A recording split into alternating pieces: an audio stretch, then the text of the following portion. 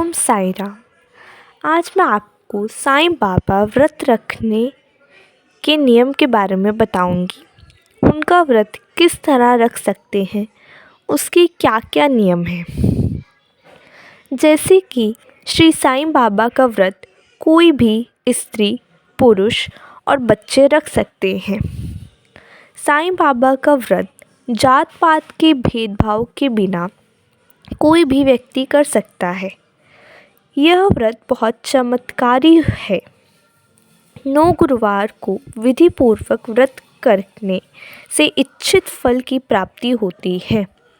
कहा जाता है जो भी साईं बाबा का व्रत रखते हैं, पूर्ण विश्वास से उनकी मनोकामना अवश्य पूरी होती है। यह व्रत किसी भी गुरुवार को साईं बाबा का नाम लेकर शुरू किया जा सकता है। जिस कार्य सिद्धि के लिए व्रत किया गया हो, उसके लिए साईं बाबा से सच्चे मन से प्रार्थना करनी चाहिए। श्री साईं बाबा आपकी मनोकामना अवश्य पूर्ण करेंगे। यह व्रत कलाधार लेकर भी किया जा सकता है, जैसे दूध, फल, चाय, मिठाई आदि जो आपके पास उपस्थित है, अथवा एक समय भोजन चाहे मीठा या नमकीन करके किया जा सकता है। भूखे रहकर उपवास ना करें। व्रत वाले दिन सुबह या शाम को साईं बाबा की फ़ोटो तथा श्री साईंनाथ सिद्ध बिसा यंत्र की पूजा करनी चाहिए। पूजा करने से पूर्व नहा धोकर वस्त्र पहने। इससे पश्चाताप पूर्व दिशा में किसी आसन पर कोरा पीला कपड़ा बिछाकर उस पर श्री साईं बाबा की फ़ोटो व साईं यंत्र को स्वच्छ जल से पोंछकर स्थापित करें। चंदन का तिलक लगाएं और पीले फूल चढ़ाएं और अगरबत्ती तथा दीपक शुद्ध घी का जलाकर साईं व्रत की कथा पढ़नी चाहिए और रसरण करना चाहिए तथा जिस कार्य सिद्धि के लिए व्रत कर रहे हैं, उस कार्य को निवर्धन पूजा करने के लिए श्री साईं बाबा की सच्चे मन से प्रार्थना करनी चाहिए और श्री साईं बाबा की आरती करके प्रसाद बांटें तथा स्वयं भी ग्रहण करें। प्रसाद में कोई भी फल, मिठाई अथवा घर में बनाई खिचड़ी बांटें। 9 गुरुवार को यदि संभव हो तो साईं बाबा के मंदिर जाकर साईं के दर्शन ज़रूर करें। यदि साईं के मंदिर ना जा पाएँ तो घर पर ही श्रद्धा भक्ति पूर्वक साईं बाबा की पूजा की जा सकती है। यदि व्रत वाले दिन कहीं बाहर जाना हो या यात्रा पर हो तो व्रत चालू रखा जा सकता है या फिर उस गुरुवार को छोड़कर अगले गुरुवार को व्रत करें। स्त्रियां यदि व्रत के समय रजस्वला होने के कारण अथवा किसी अन्य कारण से व्रत ना रख पाएँ तो उस गुरुवार को 9 गुरुवार की गिनती में ना लें और उस गुरुवार के बदले अन्य गुरुवार को व्रत करके 9वें गुरुवार का उद्यापन करें। एक बार मनोकामना अनुसार व्रत पूर्ण करने के बाद फिर मनोकामना कर फिर से साईं व्रत शुरू कर सकते हैं। अब मैं आपको श्री साईं महिमा शिरडी गांव नीम के वृक्ष के नीचे बालक रूप में साईं बाबा प्रकट हुए कहानी सुनाने जा रही हूँ। श्री साईं बाबा के जन्म और उनके माता पिता के विषय में रहस्य बनी हुई है। धरती उनकी माँ और पिता आकाश की गोद में साईं शिरडी में नीम के वृक्ष के नीचे बालक रूप में स्वयं भक्तों का कल्याण करने के लिए प्रकट हुए थे। प्रकटावस्था में श्री साईं ब्रह्मज्ञानी प्रतीत होते थे। वह त्याग और वैराग्य की साक्षात मूर्ति थे। साईं ने अपना बसेरा समाधि लीन होने तक एक टूटी फूटी मस्जिद में बनाए रखा, जिसे साईं बाबा द्वारका माई कहकर पुकारते थे। वह एक पूर्ण संत थे। संतों का कोई जाति धर्म नहीं होता। दया, शांति, समभाव ये ही बस संतों का धर्म है। दीन दयालु, कृपा सागर, प्यार का अपार मंजर बनकर साईं बाबा भक्तों के लिए इस मृत्यु लोक में प्रकट हुए। उनका संदेश था, सबका मालिक एक है। राम और रहीम में किंचित मात्र भी भेद नहीं है। साईं बाबा का मंत्र है श्रद्धा और सबूरी। जो भी व्यक्ति श्रद्धा, विश्वास और धैर्य रखता है, साईं बाबा उसकी सहायता अवश्य करते हैं। कल को भूल जाओ और आज में जीना सीखो, यह साईं बाबा ने सिखाया है। अपनी अंतर आत्मा की आवाज़ सुनकर उस परमात्मा में ध्यान लगाकर साधना के मार्ग पर चलना चाहिए। साईं की भक्ति की धुनी मन में रमानी चाहिए। परमात्मा को कहीं बाहर इधर उधर ढूंढने की आवश्यकता नहीं, वो तो अपने मन में ही समाया हुआ है।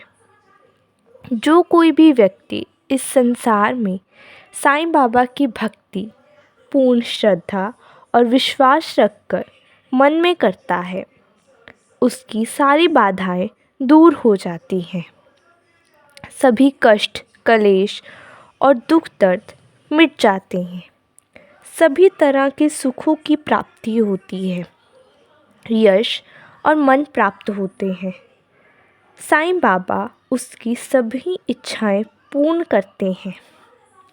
साईं बाबा ने कहा है कि मैं सत्य हूँ। यह बात सत्य मानोगे तो उसका अनुभव स्वयं होगा। जो भी व्यक्ति सच्चे मन से मेरी शरण में आएगा, मैं उसके सभी कार्य पूर्ण करूँगा।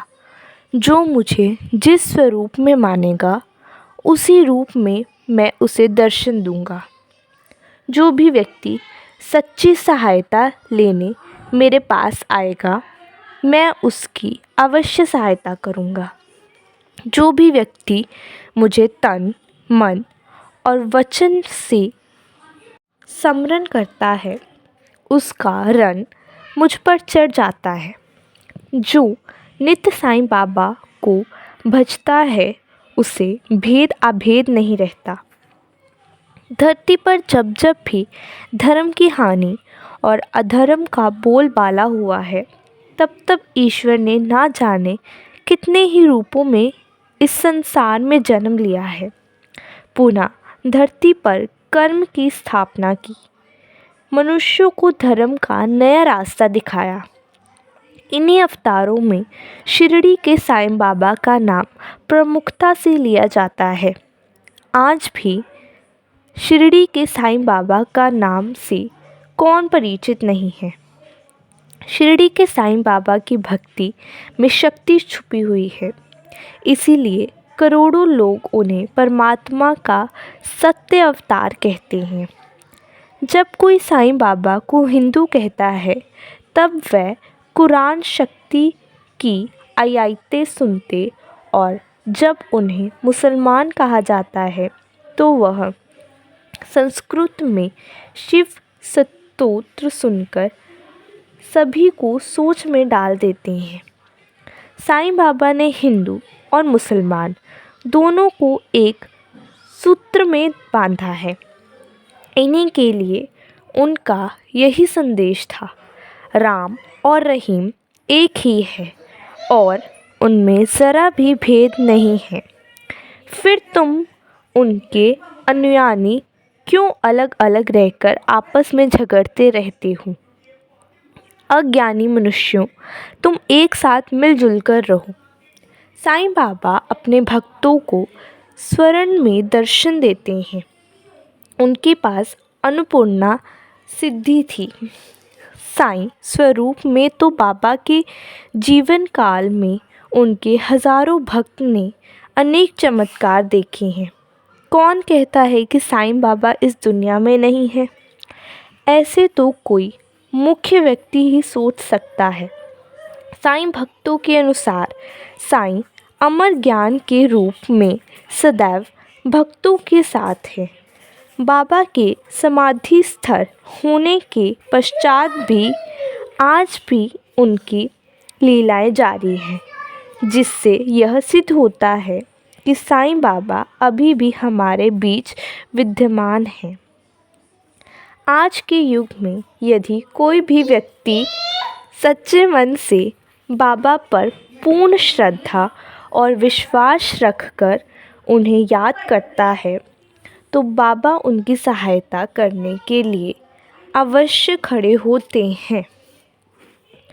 साईं बाबा ने अपने जीवन काल में कितने ही अद्भुत चमत्कार किए। अपने भक्तों पर उनकी कृपा सदैव बनी रही। आज भी यदि साईं बाबा की भक्ति सच्चे मन से पूर्ण श्रद्धा और विश्वास रहकर विधि पूर्वक की जाए तो उनकी मनोकामना अवश्य पूर्ण होती है। साईं बाबा उसे सुख, समृद्धि और शांति प्रदान करते हैं। साईं बाबा साक्षात देव हैं। साईं बाबा पर अटूट श्रद्धा और विश्वास रखकर यदि धैर्यपूर्वक 9 गुरुवार का व्रत विधि पूर्वक किया जाए तो निश्चित ही सभी मनोकामनाएं पूर्ण होगी। अब मैं आपको श्री साईं बाबा जी के 11 वचन बताने जा रही हूँ जो कि उन्होंने हमें दिए थे। पहला, जो शिरडी में आएगा अपाद दूर भगाएगा। यानी जो भी व्यक्ति शिरडी में आएगा साईं बाबा की शरण में, वह अपार दूर भगाएगा। यानी कोई भी मुसीबत, दुख, तकलीफ़ है वह सब दूर भाग जाएंगी। दूसरा, चढ़े समाधि की सीढ़ी पर, पैर तले दुख की पीढ़ी पर।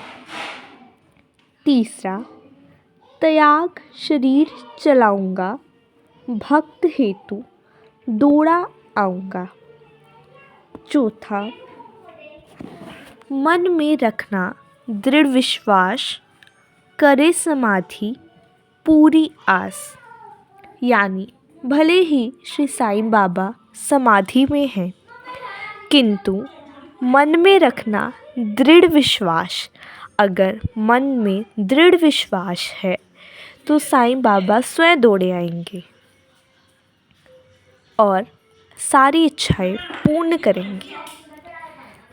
पांचवा, मुझे सदा जीवित ही मानो, अनुभव करो सत्य पहचानो। छेमा, मेरे शरण आ खाली जाए, हो तो कोई मुझे बताए। सातवां, जैसा भाव रहा जिस जन का, वैसा रूप हुआ मेरे मन का। आठवां, भार तुम्हारा मुझ पर होगा, वचन न मेरा झूठ होगा। नौवां, आ असहायता लो भरपूर, जो मांगा वह नहीं दे दूर। 10वां, मुझसे लीन वचन मन काया, उसका ऋण न कभी चुकाया। 11वां, धन्य धन्य वह भक्त अन्य, मेरी शरण तज जिसे ना अन्य। ओम साई राम।